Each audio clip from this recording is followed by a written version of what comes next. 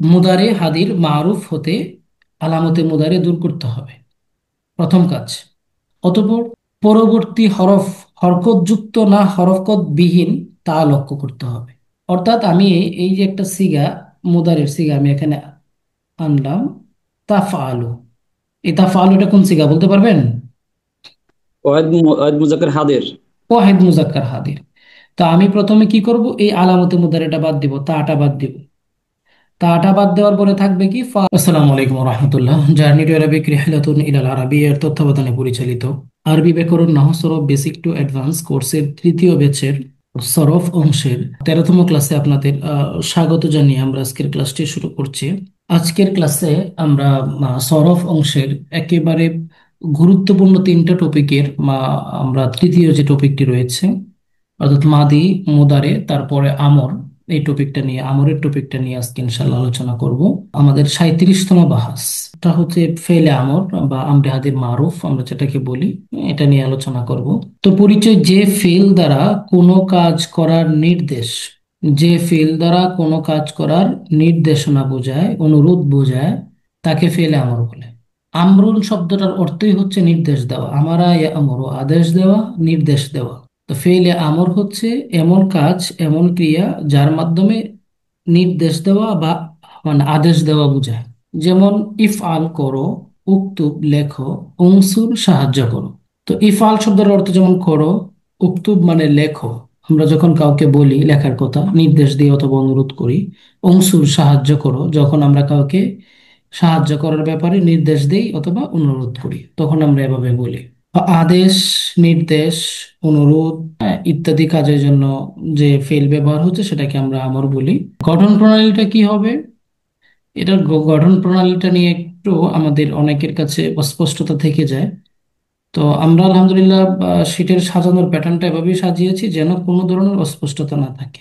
আমর কোথায় থেকে গঠিত হয়? এক কথায় ফেলে মুদারে হতে আমর গঠিত হয়। মুদারে এর গায়েব হতে আমরে গায়েব গঠিত হয়। মুদারে এর হাদির হতে আমরে হাদির গঠিত হয়। মুদারে এর মুতাকাল্লিম হতে আমরে মুতাকাল্লিম গঠিত হয়। মুদারের সিগাগুলো তিনটা ভাগে বিভক্ত, মুদারে না শুধু মাদি মুদারে সব সিগাই তিনটা ভাগে বিভক্ত: গায়েব, তারপরে কি বলেন তো, হাজের। হাদির, হাজে। তারপরে মুতাকাল্লিম, মুতাকাল্লিম। তারপরে কি, মুতাকাল্লিম। এখন আমরের যে গঠনটা, এটা মূলত গায়েব থেকে গায়েব, হাদির থেকে হাদির, মুতাকাল্লিম থেকে মুতাকাল্লিম। এবং মুদার এর মারুফ হতে মারুফ, মাজহুল হতে মাজহুল গঠিত হয়, আমরে মাজহুল।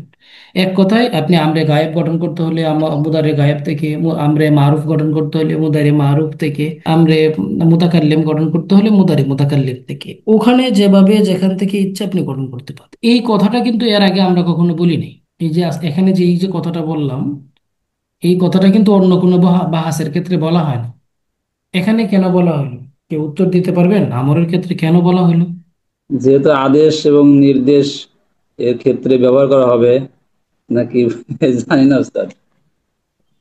এটার একবারে সাফ সুতরা উত্তর যেটা, সেটা হচ্ছে আমর যে বিষয়টা, এর বাহাসগুলো মানে অন্যান্য 14টা সিগা যেমন আমরা একটা বাহাসের আন্ডারে পড়েছি, আমরের যে সিগাগুলো এগুলো এক বাহাসের আন্ডারে না। আমরে হাদিরের একটা বাহাস, আমরে গায়েবের আরেকটা বাহাস, আমরে মুতাকাল্লিমের আরেকটা বাহাস। প্রত্যেকটা বাহাস আলাদা আলাদা, এগুলোর গঠন প্রণালীও আলাদা, চেহারা সুরতও হুম। আলাদা, অর্থের সিস্টেমও আলাদা। এই জন্য এগুলাকে আলাদাভাবে উল্লেখ করা হয়েছে।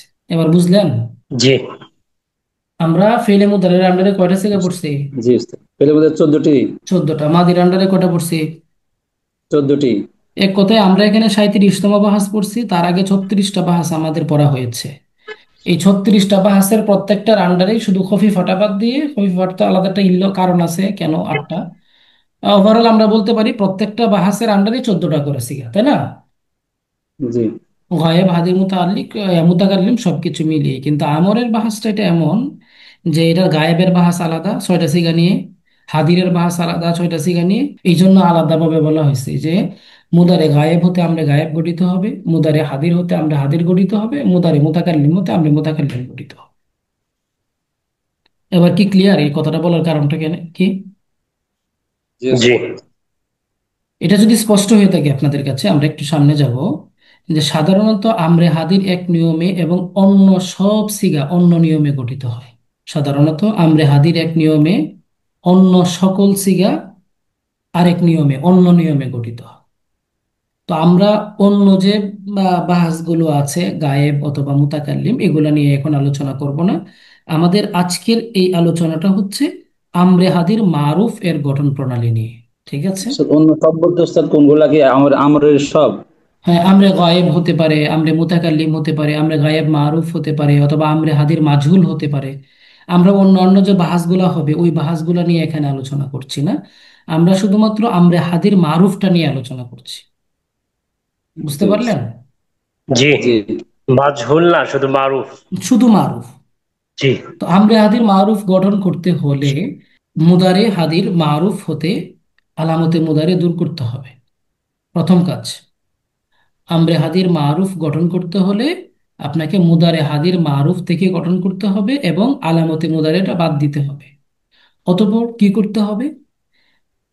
পরবর্তী হরফ হরকত যুক্ত না হরকত বিহীন তা লক্ষ্য করতে হবে। অর্থাৎ আমি এই যে একটা সিগা, মুদারের সিগা আমি এখানে আনলাম, তাফআলু। এই তাফআলুটা কোন সিগা বলতে পারবেন? ওয়াহিদ মুজাক্কার হাদের। ওয়াহিদ মুজাক্কার হাদির। তো আমি প্রথমে কি করব, এই আলামতে মুদারেটা বাদ দিব, তাটা বাদ দিব। তাটা বাদ দেওয়ার পরে থাকবে কি ফাইলাম। তো এই আলামতে মুদারে বাদ দেওয়ার পরে পরবর্তী হরকত, মানে যে অক্ষরটা থাকবে এই অক্ষরটা কি হরকত আছে কি নাই, এই জিনিসটা আমাকে লক্ষ্য করতে হবে। অনেক জায়গায় কিন্তু হরকত থাকে না। যেমন মনে করেন আমরা এই যে ইয়া পড়ে আসছি না, ওয়াদা ইয়াইদু ইয়াইদু ইয়াইদানি ইয়াইদুনা, পড়ে আসছে না? জি। এখানে তো জি ওয়াহিদ মুজাক্কারের হাজিরের সিগা কি? তাইদু। ওয়াহিদ মুজাক্কার হাজিরের সিগা কি? তাইদু। আইদু। তো সেখানে যদি আমি আলামুদারে মুদারে তা বাদ দিই, সেখানে কি পরের অক্ষরটা মানে ইয়া থাকে, হরকত থাকে না? জি হরকত থাকে। কিন্তু আবার এখানে তাফআলুর এর মধ্যে আমরা দেখছি এই আলামতে মুদারে তাকে বাদ দেওয়ার পরে পরের যে অক্ষরটা সেটা সাকিন, মানে হরকত নাই, হরকত ছাড়া। তাহলে দুই জায়গায় দুই রকম হলো না? হুম। জি এই কথাটা এখানে বোঝানো হচ্ছে আমরে হাদির মারুফ গঠন করতে হলে মুদারে হাদির মারুফ হতে আলামতে মুদারে দূর করতে হবে। অতঃপর পরবর্তী অক্ষর যেটা থাকবে সেটা কি হরকত বিহীন নাকি হরকত যুক্ত, এই জিনিসটা আমাদের লক্ষ্য করতে হবে।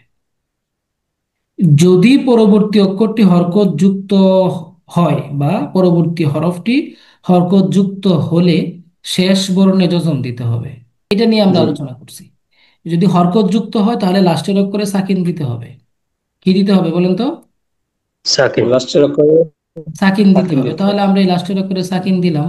তাহলে কি হয়ে গেল? ঈদ। কি হয়ে গেল? ঈদ। ঈদ। এটাই আমরের সিগা। এটাই কিসের সিগা? আমরের সিগা। আমরের আমার ওয়াহিদে মুজাক্কার হাদিরের সিগা।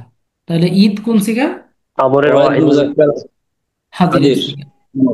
আচ্ছা, এরপরে যদি শেষ বর্ণে হরফে ইল্লত থাকে, আমরা এর আগে আপনাদের একটা আলোচনা করেছিলাম, আহ, যদি শেষ বর্ণে যজম হয় কোনো সিগার মধ্যে আর সেখানে যদি হরফে ইল্লত থাকে, তখন হরফে ইল্লতকে বাদ দিতে হয়। মনে আছে আপনাদের? যে আলোচনা হয়েছিল। জি।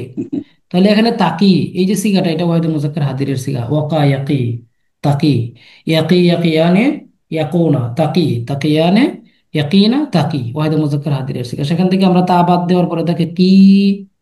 এখন বলছে যদি লাস্টের বর্ণে তো আমরা জজম দিব, কিন্তু লাস্টের বর্ণে যদি ইয়া থাকে, হরফে ইল্লত থাকে, তাহলে হরফে ইল্লতটা বিলুপ্ত হয়ে যাবে। তাহলে হরফে ইল্লত বাদ গেলে কি থাকে? শুধু কফ। এই কফজের কি, কফজের কি। এই কিটাই ওয়াহিদুল মুজাক্কার হাদিরের সিগা। এই কিটাই কি বলেন তো? ওয়াহিদ মুজাক্কার হাজির সিগা। আর বাস তো সামনে হাজির মারুফ নাকি ওস্তাদ? বাস হচ্ছে আমরে হাতির মারুফ, কারণ আমরা মারুফ নিয়ে আলোচনা করছি এখন, তাই না? জি জি। জি। বাস হচ্ছে আমরে হাতির মারুফ। আপনাদের কাছে কি ক্লিয়ার? মানে উস্তাদ প্রথম আমরা যদি পয়েন্টটা কি বলি ক্লিয়ার কিনা আমাকে একটু বলেন। যে উস্তাদ একটু কথা ছিল, যদি বলি যে আলামতের মধ্যে দূর করে ফা কালিমায় সাকিন পরের হরকতে অর্থাৎ আইন কালিমায় জের না জবর অথবা পেশ আছে, এমন যদি বলি যে এমনটা বললে বলা হবে যাবে? না, এমনটা বিভিন্ন বইয়ে লেখা আছে। তো আপনি যেটা ও বলছেন এটা বিভিন্ন বইয়ে লেখা আছে। এখন কেন হবে না, এটার একটা যুক্তি আমার কাছে আছে। ওই যুক্তিটা রেখেই কিন্তু আমি শীটের লেখাটা লিখছি। আমার যুক্তিটা হলো যে আপনি যদি বলেন যে ফা কালিমায় সাকিন, তাহলে আমরা জি। দেখেন তো এই যে এখানে যে ওয়াদা ইয়াইদু, হুম, যে সিগাটা জি। তাইদু, এই তাইদের মধ্যে কি পরের অক্ষর কি ফা কালিমা এটা? জি না। এই তাইদু মূলত কি ছিল বলেন তো? তাও তাওঈদ। তাও ওয়াইদু ছিল, এখানে তো ফা কালিমা ডিলেট, ফা কালিমা তো হুম, আমি পাচ্ছি না। এখন আমি যদি বলি যে আলামতে মুদারে বাদ দেওয়ার পরে ফা কালিমা দেখবো, ফা কালিমা সাকিন না হরকত যুক্ত, এখন এখানে তো আমি ফা কালিমাই নাই, ফা কালিমাকে দেখবো কিভাবে? ফা কালিমা তো পর্দার মধ্যে আছে, তাই না? হুম, জি। তাহলে সুতরাং যে পর্দার মধ্যে আছে সে সুন্দর না কালা, এটা নিয়ে আমরা আলোচনা করলে পরে কিছু বুঝবো না, তাই না? জি। এই জন্য এই ফা কালিমার কথাটা বলতে আমি রাজি না আর কি। তাহলে ওস্তাদ বলবো আলামতের মধ্যে দূর করে পরের হরফে কি আছে। হ্যাঁ, পরের হরফটা দেখতে হবে, পরের হরফটার মধ্যে যদি হরকত থাকে তাহলে আমরা কি করব? লাস্টের অক্ষরে সাকিন দিব, যদি হরফে ইল্লত না থাকে, আর হরফে ইল্লত থাকলে লাস্টের অক্ষরটা বাদ দিয়ে দিব। বাদ দিয়ে দেবো। ক্লিয়ার? হরফ জি। হরফ জি। হরফিল লাস্টের অক্ষরটা বাদ যাবে না, হরফিল বাদ যাবে, একটু ক্লিয়ার যদি করতেন। হ্যাঁ, এটা তো বললাম যে লাস্টের অক্ষরটা যদি হরফ ইয়া থাকে আপনার, মানে হরফে ইল্লত না থাকে, তাহলে সাকিন হবে, হুম। আর যদি লাস্টের হরফটা হরফে ইল্লত থাকে তাহলে বাদ যাবে। ও হরফিলটা বাদ যাবে। হ্যাঁ, হরফে ইল্লতটা বাদ যাবে। জি লাস্টের হরফটা যদি হরফে ইল্লত হয় তাহলে লাস্টের অক্ষরটা বাদ যাবে, এই কথাটা বললাম না? জি জি।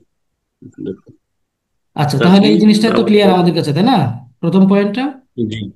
জি জি, ইনশাল্লাহ। এবার আসেন দ্বিতীয় পয়েন্টে। পক্ষান্তরে আলামতে মুদারে দূর করার পর পরবর্তী হরফ যদি সাকিন হয়, এটা আমরা একবারে কালার করে দিয়েছি, দেখছেন? পরবর্তী হরফটা যদি সাকিন হয় এবং তার পরবর্তী, অর্থাৎ আইন কালেমায়, অর্থাৎ কি আইন আইন কালাম। কালাম। আইন কালেমা, ফাথা, জবর বা কাসরা, জের বিশিষ্ট হয়, অর্থাৎ এই যে আমরা এই যে সিগাটা নিয়ে আমরা যেটা আলোচনা করছিলাম, এই কথাটা একটু লক্ষ্য করেন। দ্বিতীয় পয়েন্টটা হচ্ছে আমাদের এই সিগাটা নিয়ে, এই সিগাটা নিয়ে তাফআলু, তাই না? যে পক্ষান্তরে আলামতে মুদারি বা মানে দূর করার পর পরবর্তী হরফটি যদি সাকিন হয়, তাহলে পরের হরফটা আমরা এখানে সাকিন পাচ্ছি, তাফআলু, তা বাদ দেওয়ার পরে। আসসালামু আলাইকুম। জার্নি টু অ্যারাবিকের তত্ত্বাবধানে শুরু হতে যাচ্ছে ৫ মাস ব্যাপী আরবি ব্যাকরণ, নাহু, সরফ, বেসিক টু অ্যাডভান্স কোর্সের তৃতীয় ব্যাচ। এই কোর্সটি এনটিআরসিএ এর প্রস্তাবিত নতুন পরীক্ষা পদ্ধতির আলোকে আরবি প্রভাষক, সহকারী মৌলভী ও ইসলাম শিক্ষার জন্য সহায়ক হবে ইনশাআল্লাহ। কোর্সের ফ্রি ক্লাসটি আগামী ৪ অক্টোবর ২০২৫ সময় রাত ৯টায় আমাদের ফেসবুক পেজের লাইভের মাধ্যমে শুরু হবে ইনশাআল্লাহ। অলরেডি আমরা উক্ত কোর্সের ২টি ব্যাচ সফলতার সাথে সম্পন্ন করেছি, আলহামদুলিল্লাহ। এই কোর্সটিতে শেখানো হবে ইসিম ফেলের তাহকিক ও তালিল করার পদ্ধতি, বাক্য শুদ্ধিকরণের উপায়, তারকিব করার উপায় সহ নাহু সরফের প্রায় সকল বিষয়। কোর্সটিতে থাকছে ৬৫টি ক্লাস, লেকচার শিট, অনুশীলন পাঠ ও প্রতিটি ক্লাসের ভিডিও রেকর্ড। সম্পূর্ণ কোর্সটি জুম মিটিংয়ের মাধ্যমে হওয়ায় অফলাইনের মতো সকল সুবিধা উপভোগ করতে পারবেন। কোর্স পরিচালনায় রয়েছি আমি ফরিদ আহমদ আকন্দ, পরিচালক, জার্নি টু অ্যারাবিক। ধন্যবাদ।